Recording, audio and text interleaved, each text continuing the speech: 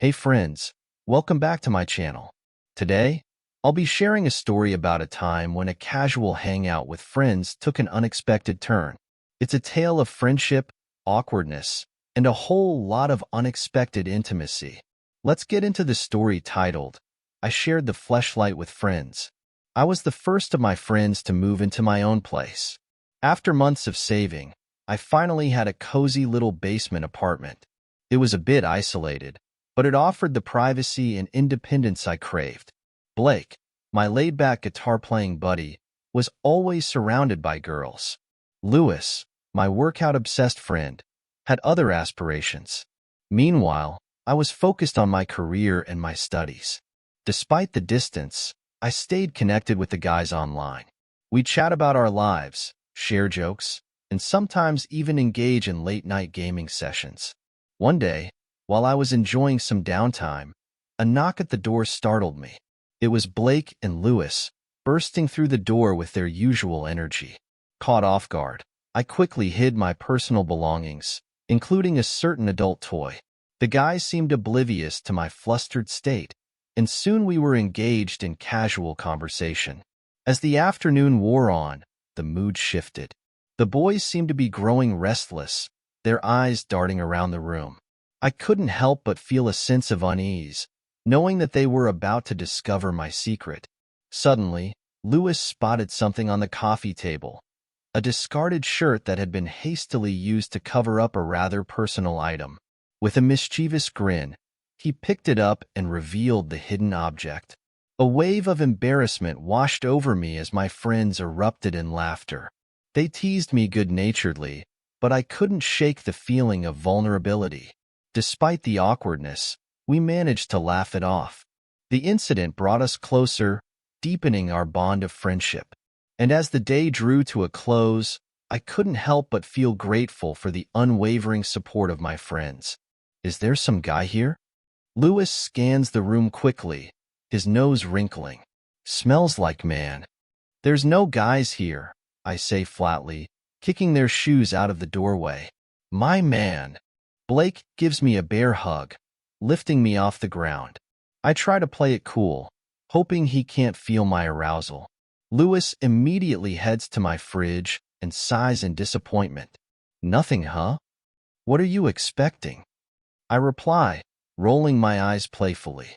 Lewis plops down on the couch, oblivious to the incriminating object hidden beneath a shirt. Then, disaster strikes. Lewis turns on the TV, revealing a somewhat explicit image on the screen. Whoa, my eyes, dude, he exclaims, his face turning a shade of crimson. Blake glances at me, a knowing smirk playing on his lips. Oh, he says, his voice dripping with amusement. Lewis, ever the curious one, spots the suspicious shirt and pulls it aside. His eyes widen as he discovers the fleshlight.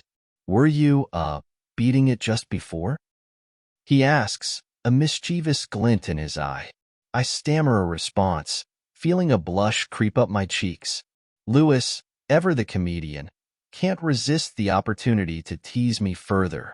He picks up the toy and examines it with feigned interest. Oh shit, he mutters, pretending to be disgusted. You were really going at it, huh? Blake joins in the teasing, playfully poking me in the ribs. Bro, we didn't mean to interrupt your little session.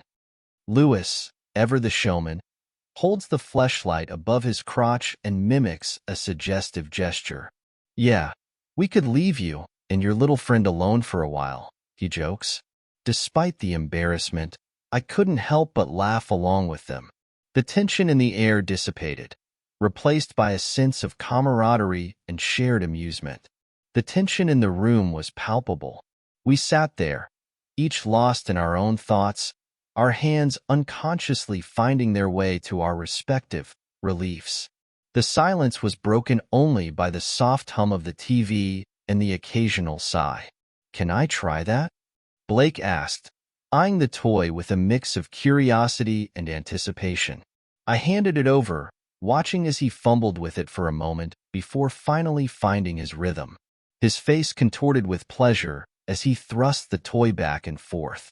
Not bad, he muttered, a satisfied grin spreading across his face. Not as good as the real thing, but it'll do. Lewis, ever the competitive one, couldn't resist. Let me try that, he said, grabbing the toy from Blake. As he began to use the toy, the room filled with the sounds of pleasure and exertion.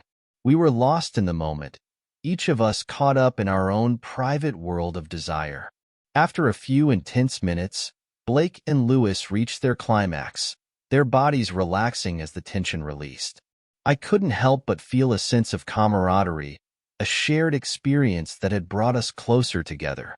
We spent the rest of the night in a comfortable silence, the memory of our shared experience lingering in the air. As we drifted off to sleep, I couldn't help but smile, knowing that I had made some truly unforgettable memories with my friends.